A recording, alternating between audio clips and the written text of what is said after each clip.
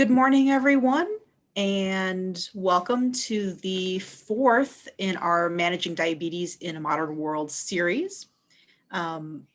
Today's topic is on fat, sodium, and sugar. Oh my. And I'll have you advance the slide, Kristin.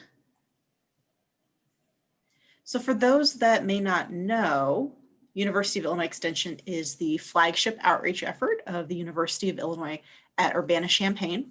And we offer research-based education to residents of Illinois in all 102 counties and far beyond. I think I just saw MSU pop up in the chat box, so welcome outside of Illinois. And I'll have you advance the slide one more time, Kristin. I'm Caitlin Mellendorf. I'm going to be your moderator today. I am one of our nutrition and wellness educators in the University of Illinois Extension. I cover DeWitt, Macon, and Piatt counties in about the central area of the state. And a couple of housekeeping things before we get started. To preserve bandwidth, we ask that everyone remain muted and not to use your video. We will use the chat box throughout our presentation today, so feel free to type in any answers to Kristin's questions as we get through. And if you have any specific questions that you want to have answered, we will be doing those at the end of the presentation today. Now I'd like to introduce Kristin Bogdonas. She has been with the University of Illinois Extension for 7 years. She received a Bachelor of Science degree in Nutrition and Dietetics from Illinois State University and a Master's of Public Health degree from Southern Illinois University. Kristin's special areas of interest include chronic disease prevention, fermentation, and food rescue. So everyone, please welcome Kristin, and I turn this presentation over to her. Thank you, Caitlin. I'm very happy to be here with everyone, and thank you everybody for tuning in today despite all the excitement with the election going on. So this might be a nice little break for you in the midst of all of that. So let's go ahead and get started.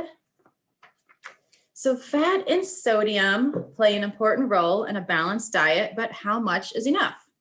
Today, we'll talk about the different types of fat, which ones you should limit, and how to include more of the heart-healthy oils. You'll also walk away with strategies to enhance flavor in your meals while keeping sodium and sugar at a low.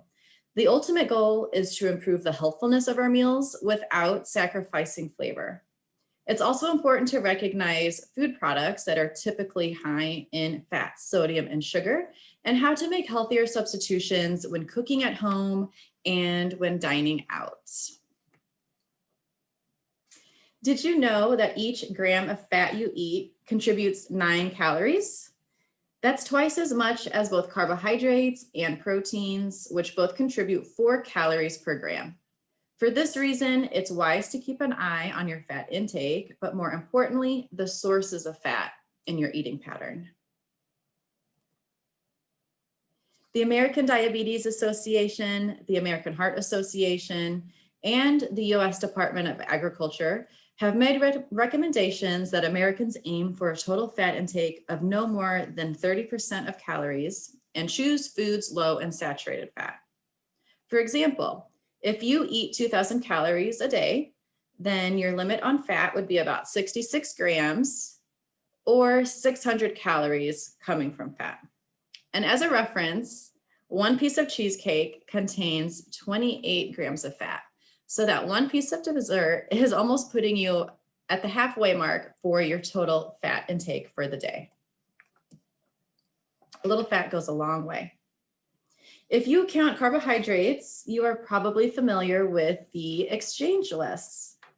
The term choice in the exchange list is used to describe a certain quantity of food within a group of similar foods. These lists are grouped into 3 main types. We have carbohydrates, proteins, and fats. And this chart here shows some of the different choices in the fat exchange list. One fat choice is based on a serving size that has 5 grams of total fat. We know that each gram provides 9 calories, so a food choice with 5 grams of fat would have 45 calories. So here's an example that somebody might like to enjoy at breakfast. So today, maybe we're gonna have 3 slices of bacon, which gives us 5 grams of fat for each slice. We have 10 grams of fat coming from the butter on our toast. And we have another 5 grams of fat from the cream in our coffee. So this breakfast would give us 30 grams of fat. So we're about halfway to our 66 grams for the day with just one meal. Now this breakfast might be low in carbs, but it's also very high in fat, especially saturated fats. And this is, remember, something that we want to reduce in our eating pattern. So let's take a closer look at the different types of fat. They can be divided into 3 main groups. Unsaturated primarily comes from vegetable sources and are healthier fats. There are 2 main kinds, mono and polyunsaturated. It's recommended to eat more of these fats in place of the other 2 listed on this slide, since these fats have heart and brain health benefits.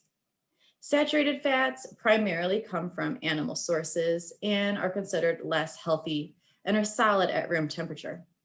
The goal is to get less than 10% of one's calories from saturated fat. So for example, if you are eating 2,000 calories a day, you want to aim for 20 grams or less of saturated fat. And then we have trans fat. So some can be naturally found in meats and dairy products, but most of the trans fat are made in a process that changes liquid vegetable oil into a semi-solid fat. And this helps with shelf stability of a lot of our processed foods. It's advised to avoid trans fat because they can raise your risk for heart disease by increasing your LDL cholesterol and lowering your HDL cholesterol. Sources of trans fat include solid vegetable shortening, stick margarine, lots of different snack foods, fried foods, and other items made with partially hydrogenated vegetable oils. So hydrogenation, this is the process that creates a semi-solid fat. So in addition to checking the nutrition facts panel, it's a good idea to also look at the ingredient list on food packages for the type of fat used. Since most trans fats are found in our processed foods, it's a good idea to get into the habit of checking the ingredient list for the words partially hydrogenated vegetable oils. This indicates the presence of trans fat, even if the nutrition label reads 0 grams. So here are 2 examples where the label says 0, but partially hydrogenated oil is found in the ingredient list. Peanut and peanut butter, these are good sources of unsaturated fat. So why are there hydrogenated oils in this product? Well, the purpose is to prevent the oil separation at the top of the jar. But there's always 2 things I look for when I go out to buy peanut butter or another kind of nut butter. I want to see that oil separation. And I also want to see just the nuts listed in the ingredient list, since this is something that I eat on a regular basis. I don't want to get any extra trans fat in my diet.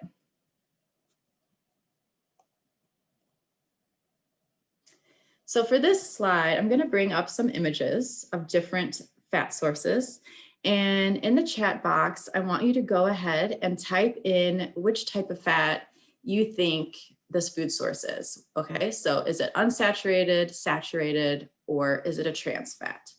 So our first food item is peanut butter. What type of fat is that?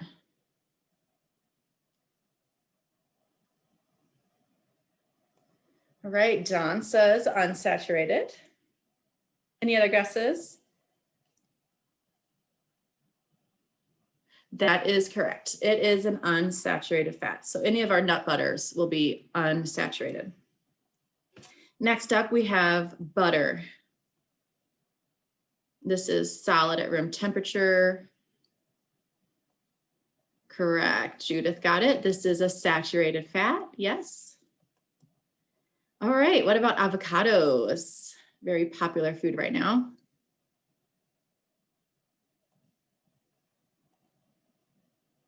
Yes, this is an unsaturated fat. This is monounsaturated, so it's a heart healthy food choice. I use a lot of avocados in my cooking.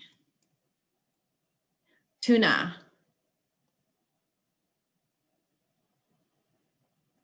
This is also an unsaturated. So tuna and other fish can be good sources of omega-3 fats, which are good sources of fat for our brains. And we'll talk a little bit more about that in a minute. Cheese.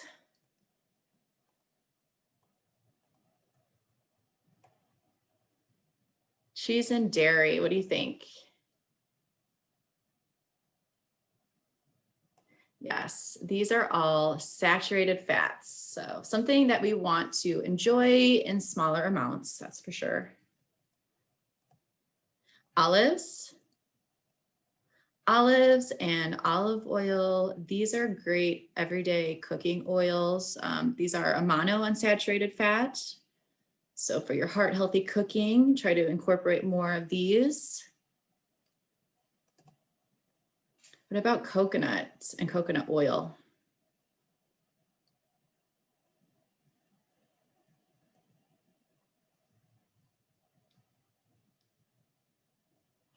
These are saturated fats, and they have a medium chain triglyceride. So some research indicates they might have some additional health benefits, but since it is saturated, we want to eat these sparingly in our diet. And then our last food here is English walnuts. So again, all of our nuts, seeds, nut butters, and even the oils coming from the nuts and seeds are unsaturated, right?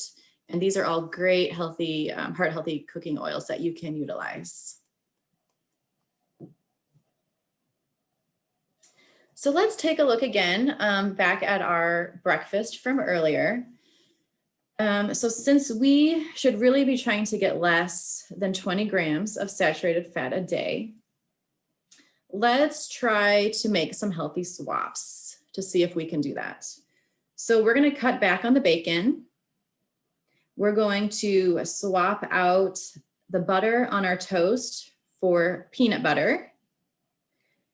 And we're still going to enjoy that coffee, of course. We can't have a good breakfast without our coffee and cream. So we're going to leave that in there. So with this breakfast makeover, we are now getting just 10 grams of saturated fat. Okay, so we're getting 5 grams from the bacon, 5 from the cream in our coffee, plus we're getting 10 grams of unsaturated fat from our peanut butter. And I'm going to add a piece of fruit for the vitamins and the fiber. So the breakfast on the right, it's going to be low in saturated fat with a good source of unsaturated. And we're going to be getting some good sources of protein and fiber. So this will have some good staying power to keep us full till lunch.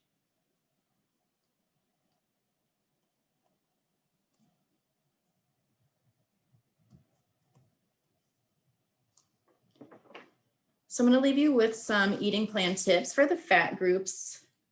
So when choosing fats, it's a good idea to replace saturated fat with mono and polyunsaturated choices. For example, we can use liquid oils like olive oil in place of a solid fat like butter when sauteing vegetables. Can you think of any other ways that you could possibly make a swap in your cooking or baking to incorporate more heart healthy fats? If you can think of something that you have tried or want to try, maybe type that in the chat box to give us all ideas.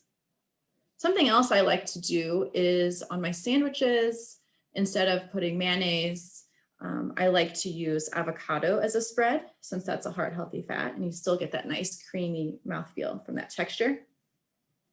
Another idea is when making popcorn, instead of using butter, you can spray your popcorn with an olive oil like cooking spray. And then I like to sprinkle on my own homemade seasoning, which I'll get to a little bit later. Let you know what's in my secret seasoning. So let's see. Dawn, you can make pie crust with oil. That's a good idea. Using applesauce in your baking instead of butter. Yep, so any kind of fruit puree would be a good fat alternative. Lots of great ideas there. Nuts and seeds are good sources of unsaturated fats and have small amounts of fiber and protein. So these would be a good snack with staying power, something to keep you feeling full longer. Just keep an eye on your serving size, since some servings are smaller than others. For example, it would be 16 pistachios, 6 almonds or cashews, and 4 walnut halves. So not very much, a little goes a long way there.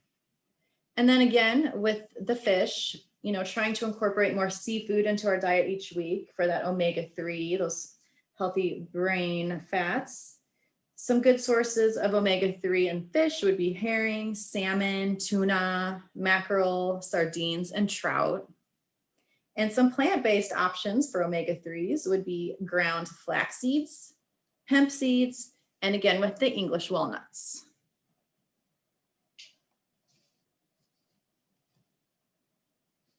Moving into our next section on sodium. So how can we add flavor without increasing the salt content? The USDA says to limit sodium to less than 2,300 milligrams per day. It also says you should have no more than 1,500 milligrams a day if you are African American, have high blood pressure, diabetes, or chronic kidney disease, are 51 and older. However, the American Heart Association urges all people to limit sodium to no more than 1,500 milligrams, no matter your age, health, or race. However, the vast majority of adults eat more sodium than they should, coming in around 3,400 milligrams of sodium a day. But not all foods are high in sodium. When you combine foods with varying levels as part of your daily diet, sodium just can add up really quickly. The first thing to know is that the salt you use at the dinner table is not the biggest sodium contributor in the American diet. In fact, the majority of the sodium Americans consume, more than 70%, is found in processed food and restaurant meals. So in this example, let's see how fast the sodium can add up. We have a bowl of cereal with skim milk, giving us 250 milligrams. We have a cup of soup and a sandwich, giving us 2,200 milligrams. And we have a leftover slice of pizza and salad. So this is putting us well over the 2,300 milligram limit for the day for a total of 3,160. So you see that sandwich and soup combo is really giving us a lot. And just that one meal, it's almost as much sodium as we need for the entire day. So what can we do with this lunch to reduce the sodium a little bit? Well, one idea would be to choose a lower sodium soup instead. Maybe swapping out the bread, which is generally high in sodium, for a wrap or tortilla. You could even change up the meat in the sandwich. So deli meat always has a lot of sodium in it. Yes, thanks, Caitlin. I was about to say swapping out the deli meat for fresh meat like grilled chicken. So those are a few ways that you can drastically cut the sodium in just that lunch alone. And then with that dinner, one slice of pizza, looking at the toppings, if we can add more vegetable toppings, cutting back on those high sodium meats, and even looking at the crust. This is a thicker crust. So opting for the thin crust can help you save some sodium in the long run as well.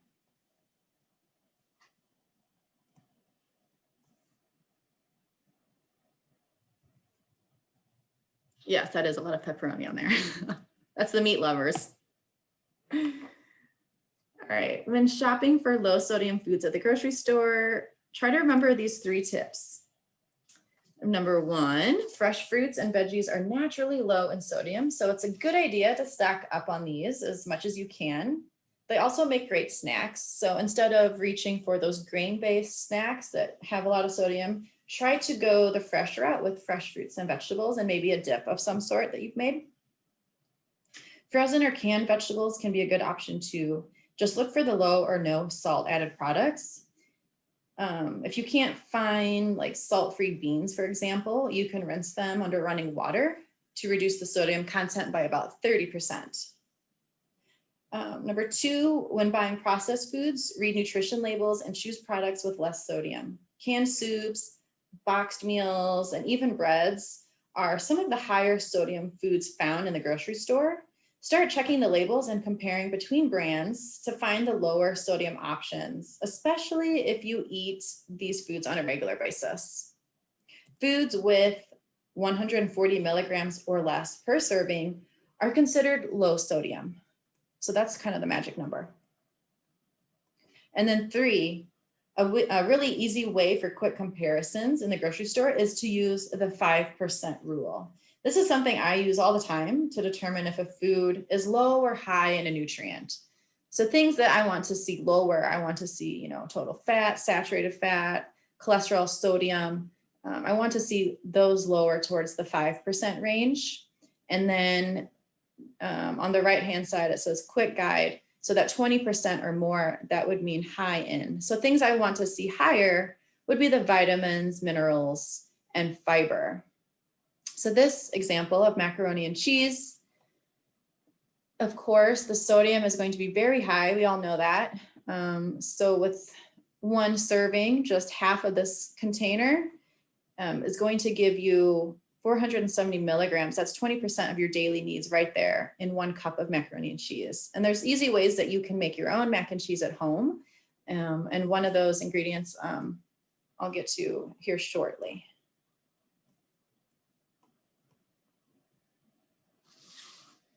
So in dining out, chain restaurants, they usually have their nutritional information online, whether on the menu or some other place on their website.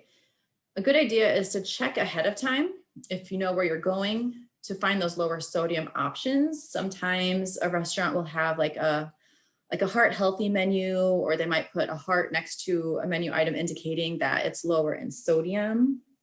So check to see if they have any good options there. Some ways that you can cut back when eating out, you can ask restaurants not to add the seasoning salts to your meal. So for example, years ago, I used to work at Red Lobster, and on just about everything, their vegetables, their fish, they would include the seasoning salts.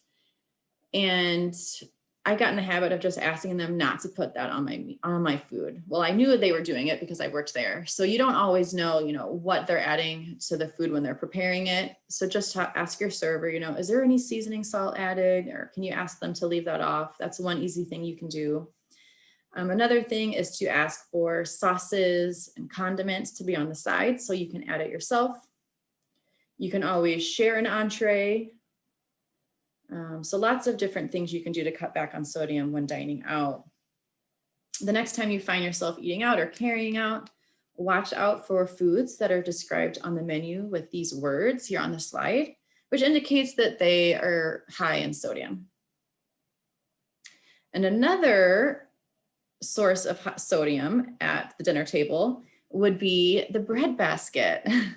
So that's a lot of carbs and a lot of sodium. So if you can get by with just one basket instead of multiple refills, you will save yourself a lot of carbs and sodium in the end. Can you think of any restaurants or chains that have a lot of high sodium options on their menu? If you can think of some, please put it in the chat box. I have a few on my list that I know are generally going to be higher. Yes, Chinese, Mexican food is usually high. And then think of restaurants that have a lot of bread. So delis like Panera, if you look at their menu online, are very high in sodium. And even Italian restaurants too can be very high. So just be on the lookout. Olive Garden, yes. I was just thinking that. So let's look at some ways that we can flavor our food without adding a lot of salt. Aromatics, herbs, and spices add flavor without adding sodium. Aromatics are fragrant ingredients that are the foundation of so many recipes. When you cook them, they release a wonderful fragrance that is sure to elicit your appetite. This time of year, I make a lot of soups and like savory vegetable bowls. So I tend to stock up on these types of food ingredients because I know I'll be using them frequently.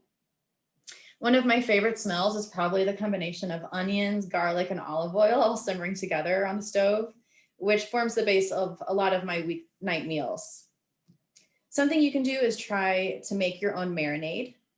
All you have to do is, if you have a food processor, you can throw in some citrus fruit, ginger root, onion, garlic, and olive oil. And if you have some herbs like cilantro or parsley, or you can throw those in as well.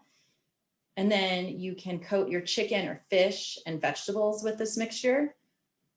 Let it sit for a couple hours in the refrigerator before baking or broiling, and it will be a nice treat for your taste buds. You have a little sweet, you have a little sour, you have a little savory.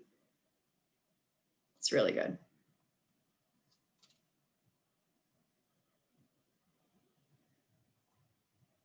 If you prepare a lot of meals at home, I would encourage you to invest in some good quality herbs and spices that would pair well with the foods that you typically enjoy. So this slide shows some classic combinations and things I like to make, but it's really about what you personally like. So in the chat box, you can let me know what herbs and spices you generally cook with and how you like to use them. So I'll go through the slide here. We have basil with tomato and mozzarella, one of my favorite summertime snacks. I make that all the time. Dill and lemon with grilled fish. We have roasted vegetables with rosemary and garlic. I have a lot of rosemary from my garden this summer. Did really well. And it dries nicely. Smoked paprika on just about everything. So smoked paprika, I don't know if you've all had this, but I started using this earlier this year, and it just has a really nice kind of smoky flavor. So anything you add it to, it'll lend well. I put it on eggs. I put it on popcorn sometimes, in my chili, soups, roasted potatoes, just about everything it tastes great on. And then I have my popcorn, which is a great snack that you can flavor with just about anything. So again, I'll spray on some like olive oil, cooking oil, and then I'll sprinkle on this nutritional yeast. I don't know if anyone's had it, but if you haven't, I highly recommend giving it a try. This has a great cheese flavor. And I have the container sitting in front of me here. I'm looking at the nutrition label. There's only 10 milligrams of sodium per serving, which is a tablespoon. So this is a great alternative to like Parmesan cheese. So if you like to enjoy pasta or anything with Parmesan cheese, you can use nutritional yeast in its place for a low sodium option. You can also make your own mac and cheese with nutritional yeast. When you mix it with milk and other liquid ingredients, it turns really creamy. It's delicious. And then I'll sprinkle on some garlic and sumac onto the popcorn as well. So if you haven't had sumac, it looks like paprika, it's red. Mediterranean restaurants use a lot of sumac on their dishes. It kind of has a tart flavor to it. It has a nice flavor. So I use that all the time. So Cynthia, yes, you like to use the smoked paprika and sumac. We probably have similar tastes. And the Bragg's no salt seasoning. Yeah, they have a lot of good seasonings and different dressings as well. I like Bragg's. All right. Another easy thing you can do is to create your own seasoning blends or buy some pre-made seasoning mixes at the store. Just check the label to make sure there isn't additional salt added. So these are a couple of my go-to seasoning blends. Everything bagel. I love everything bagels. Sometimes I just want the flavor and not the actual bagel itself. So you can make your own. This is one of the recipes that I'm going to include in the handouts that I can send after the presentation today. So it's just black and white sesame seeds, poppy seeds, minced onion, and garlic. And I use it most often on hummus, vegetables, and salads, but you could pretty much put it on anything for a little extra crunch. And then the savory Southwest. So again, I like a lot of smoky and savory flavors. So this is something I use frequently for soups and chilies, just about anything that you might want to eat this time of year.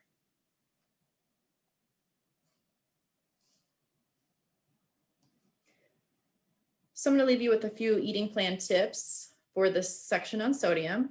Whether you're comparing labels at the grocery store or finding flavorful ways to cook at home, there are many things you can do to cut back on sodium in your diet. My favorite would be to use herbs, spices, and the different aromatics. And for our last section on sugar and some sweet alternatives. So many people consume more sugar than they realize. So it's important to be aware of how much sugar you consume because our bodies don't need sugar to function properly. Added sugars contribute 0 nutrients, but many added calories that can lead to extra pounds. The major sources of added sugars in our diets comes from, you guessed it, sugar-sweetened beverages. In the 2015 and 2020 dietary guidelines for Americans, the recommended limit of calories from added sugars is no more than 10% each day. So again, if you are on a 2,000 calorie a day diet, that would be 200 calories or 50 grams of sugar. So this equals about 12 teaspoons, a little more than 12 teaspoons. So how do we figure that out? So if you want to know how many teaspoons of sugar are in your favorite beverage, all you have to do is look at the grams of sugar per serving. And then you take those grams divided by 4, since there are 4 grams per teaspoon. So that example there with the 50 grams would give us about 12 teaspoons. Another example would be, let's say someone is going to drink a 20-ounce bottle of Mountain Dew. Mountain Dew is probably one of the highest in terms of sugar content. It has 77 grams of sugar, which is outstanding. So that would be like the equivalent of like 8 sugar cookies in 1 bottle of soda.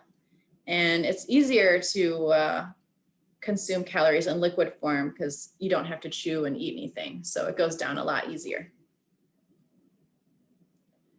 The American Heart Association in this image here recommends even fewer calories coming from added sugars. They recommend that men consume no more than 9 teaspoons a day and women no more than 6 teaspoons a day. However, the reality is that most Americans, the average, let's see if I can pull it up, are consuming about 23 teaspoons a day, which is quite a bit, twice as much as what we should be consuming, right? So how many teaspoons is that? That's 92 grams of sugar. So that's about 4 donuts there and 23 teaspoons.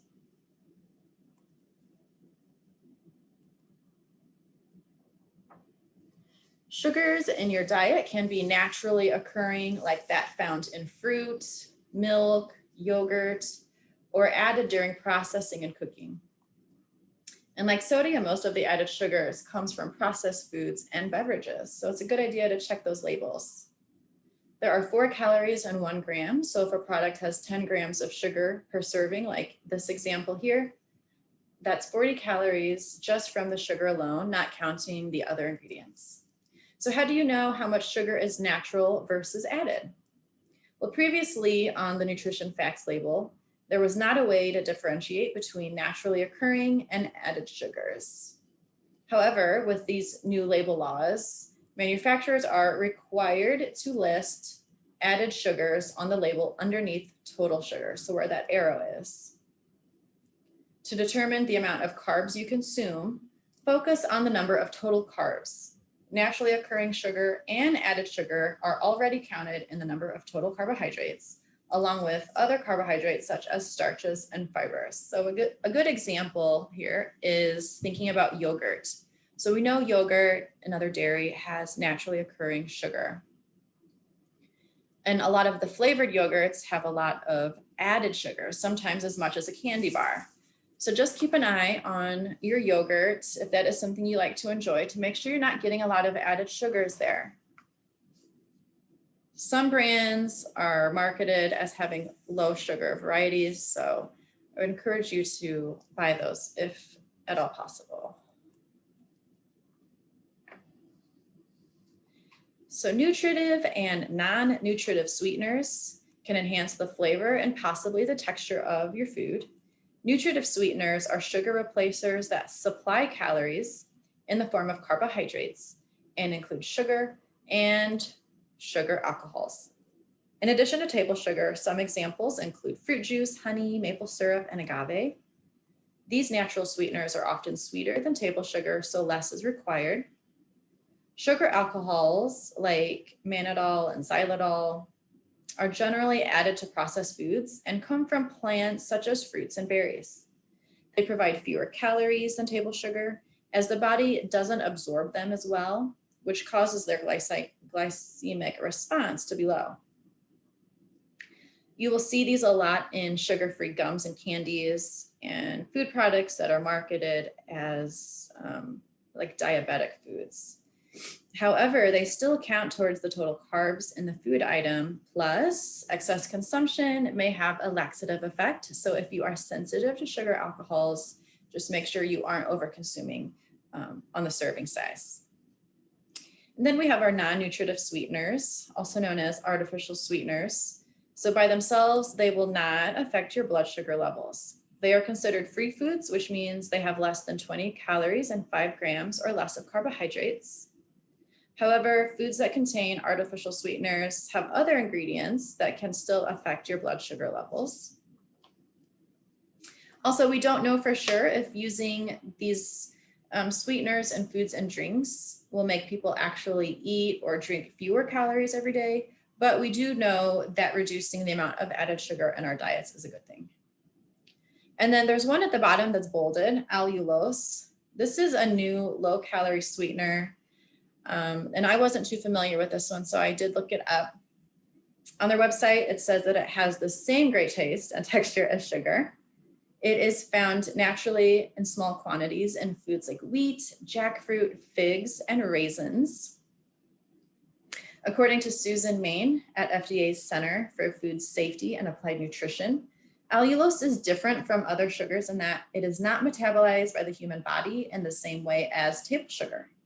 It has fewer calories, produces only negligible increases in blood glucose or insulin levels, and does not promote dental decay. An interesting note, if a food product contains allulose, it will be counted as a carbohydrate, but will not count toward total or added sugars since it only contributes about 1/10 the amount of calories as regular sugar. So I think for this reason, we'll probably start seeing allulose in a lot of our food products here in the near future.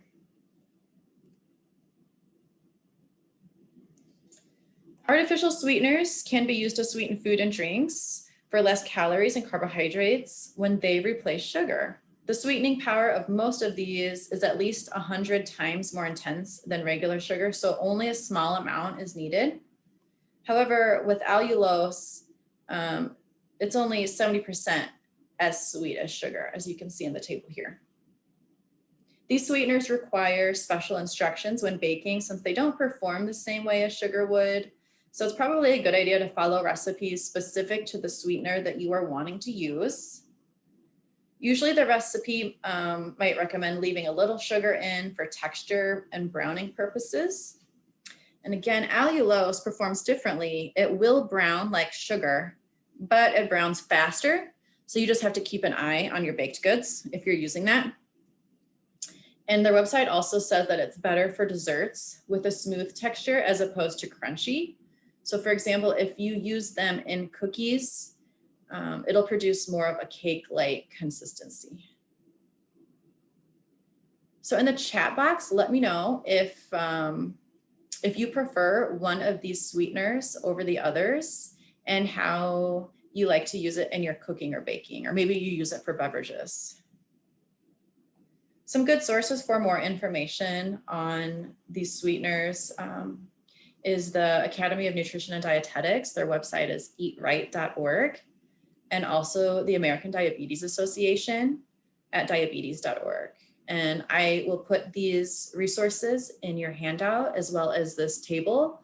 And pretty much everything from this presentation today will be in the handout, which I can send at the end of the presentation.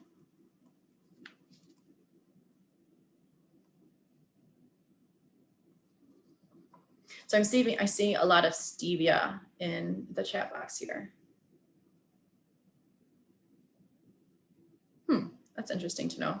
I have not tried using stevia in any baked goods, but I might try that this year and do like stevia in my coffee too. And they have a liquid stevia, flavored stevia drops that you can add. Those look pretty good. A little pricey. All right, so that pesky sweet tooth is at it again. So when sweet cravings strike, try to have some healthier options on hand so you aren't tempted to eat all that leftover Halloween candy I know is lying around. So instead of cookies, you could try chocolate chip cookie dough hummus with apples. I know that sounds a little odd, but it is very good. And I finally got the recipe down to taste just like cookie dough. I'm going to add this. This recipe is in the handout that you'll get to. It's one of my favorites. Instead of that fruit pie, maybe think about making a fresh fruit parfait or arrange fresh fruit on a plate with some interesting yogurt dips. One of my favorite is a key lime pie Greek yogurt dip, which I'll put in your handout. Tastes really good with cut up fruit and graham crackers if you like. Instead of that ice cream, try making your own homemade nice cream, which is basically frozen bananas that you puree, and the consistency is very similar to ice cream. It's really smooth. You can eat it as is, or you can add other ingredients like chocolate or fresh berries, some coconut shavings, whatever you like. The holidays are coming up and there will likely be many decadent desserts calling your name.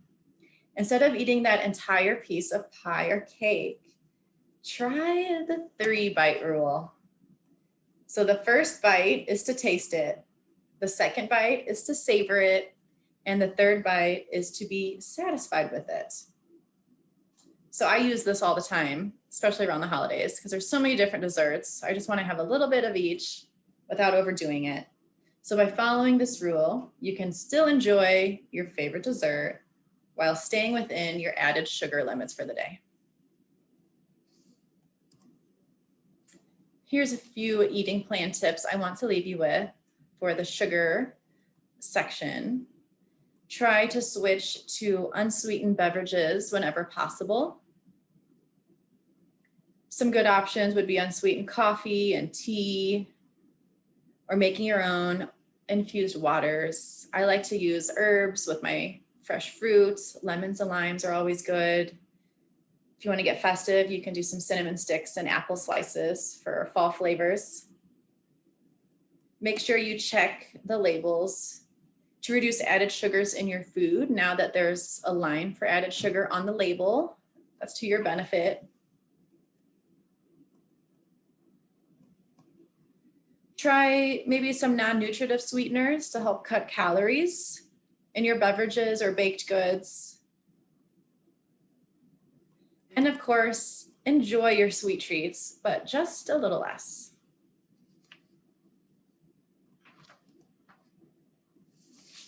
And just a few takeaways. So we covered a lot of information today about ways to cut back on fat, sodium, and added sugars in your diet without sacrificing flavor. And as we discussed, there are many ways you can achieve this. So the specifics on how you do it is really up to you. But the ultimate goal is to improve the healthfulness of our meals without sacrificing flavor. So I hope you heard something that you might want to try or learn something new that you haven't tried already. But with that, I want to get to any questions that may have come up in the chat box while we were going through the presentation and before Caitlin wraps up. Sure. So we had one question. So this person says that their doctor would like them to gain some weight and asked for recommendations on how to do that in a healthful way.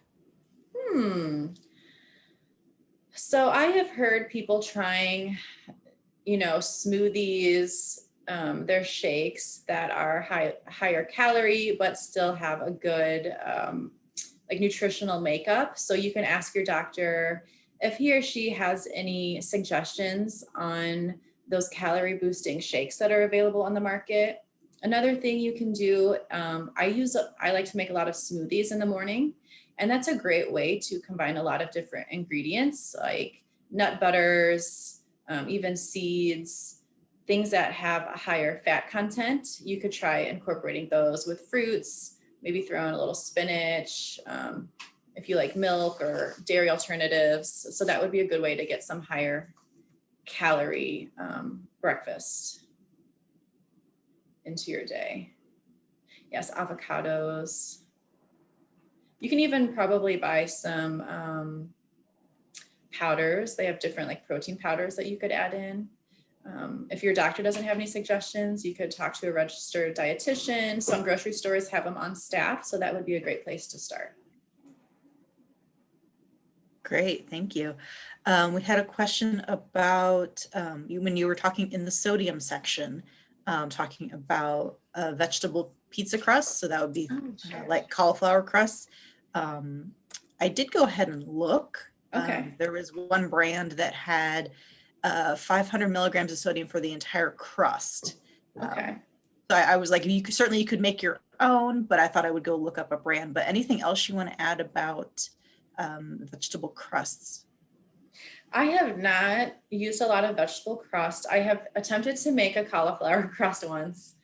So, I mean, if it's, just the vegetables, it's going to be, very low in sodium. Just make sure if you're buying something that's pre-made, because we know a lot of our processed foods, increase the sodium, just check that label just to make sure that the serving size, you're seeing a lower sodium content. Perfect. And then this wasn't a question from our participants, but it's one that I get a lot in classes. It seems like when you go to shop, you often have the choice of lower in fat or lower in sodium and not both. Any tips on what to shop for? Yeah, it seems like when they take something out, they have to add something back in to make it palatable. So anytime you can make your own version of something. So again, with our pre-made boxed meals, our frozen dinners, a lot of these things are convenient and easy to make. You can just pop it in the oven or the microwave. But again, you're going to be possibly getting a lot of fat or a lot of sodium or a lot of sugar. So anytime you can make something yourself, make it from scratch, you're going to be saving yourself a lot of calories and additional sodium content in the end. Yeah, I know. I think about this when I buy crackers, because you can buy low-fat crackers, you can buy low-sodium crackers. And for me, at least, when I compare labels, I feel like the sodium decreases a lot more in crackers than the fat. So I tend to go for low-sodium crackers and not worry so much about if my crackers are lower in fat. But there are different things of different brands and different methods of that. Let's see, Judith mentioned if you are making a bigger batch, buy a can of low sodium, combine it with a can of low fat. Yeah. Oh, so there you go. That would be a good way to kind of stretch it. Sure. Best of both worlds. There you go. There you go. Yeah, I like it. Any other questions or thoughts for Kristin? Those were all the questions that were in the chat box, but let's give everyone a few minutes to think about other questions. And then Kristin, do you want to jump to the next slides? And so while people are thinking of questions, we'll continue finishing out our session. Absolutely.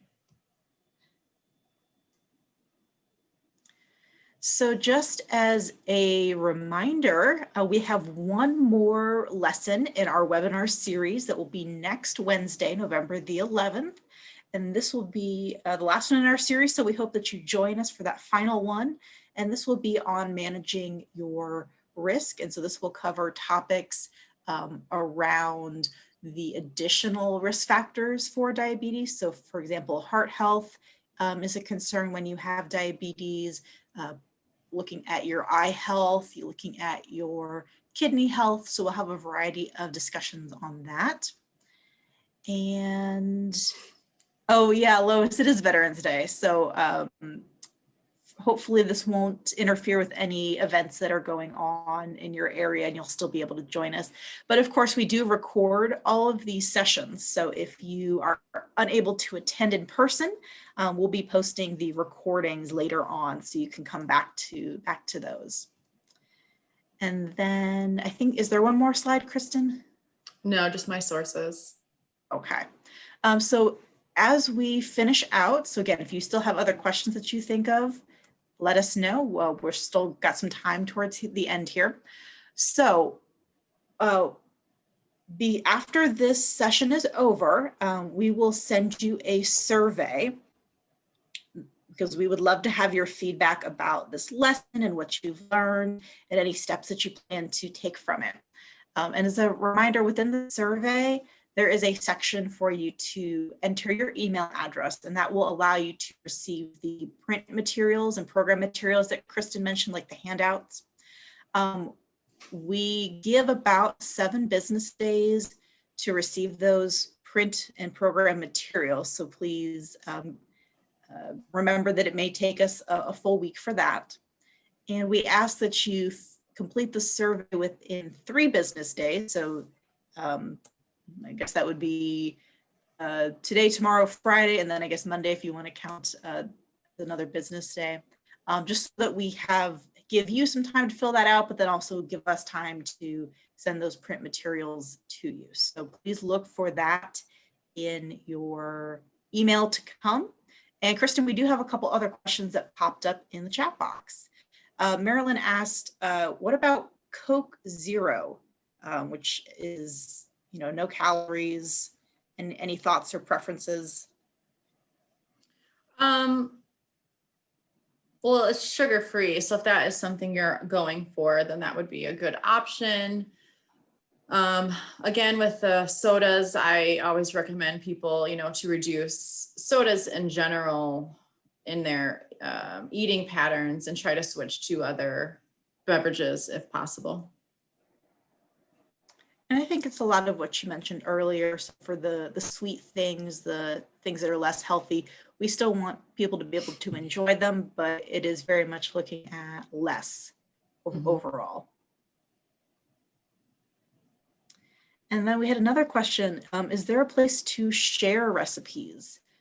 So Tammy's saying that her husband has congestive heart failure, and it's hard to find recipes since they can't do salt or sugar. I don't know about sharing recipes among others. In the handout I'm going to be sending out about a week from now, I do have additional sources listed with websites where you can go for some healthier recipes. I'm not sure if that's exactly what you are looking for, but I would always recommend, speaking with a registered dietitian, someone who knows your health history, and they could do a lot with you regarding specific elements of your eating plan. And I'm not sure what grocery stores you have in your area, but some will have a registered dietitian on staff that can do, grocery store tours and can help with your meal planning. So that would be a great place to start if you have that available. Another good place you could check is if you're on Facebook, there's a lot of special interest groups that you can join. So there might be one specific to recipes for people with congestive heart failure. And there is a lot of sharing and support on these social media networks. So that could be another place where you could look into. And then Dawn also shared Produce for Better Health has a website. I think they have a new brand. I don't think they're Produce for Better Health anymore, if I remember right. And then Meatless Monday, she shared those as websites. Let's see. Yeah, it's hard, Tammy, when you're in rural areas and you don't have as many resources as some of the commercial chains when it's just mom and pop stores. Yeah, Judith, that's a good point. Is anytime you can do a whole food, so plain protein, plain vegetables, plain fruit, that really helps to get the less sodium, less sugar, less fat. Yeah. Yeah, and Tammy, I agree. It is challenging. So we, and then Kristin, you said, yeah, social media is a great one. The American Diabetes Association has a whole recipe website, as does the American Heart Association, if I remember correctly. Yeah, so those would be good sources recipes to check out. All right, so we've got just a few more minutes here. If anyone has further, see, of course, I start talking and then questions pop in. Yeah, so local foods. So if you have farmers in your area, so we're kind of at the point in the season where there aren't really a lot of farmers markets or events, but yeah, if you have farmers markets or even local distributors in your area.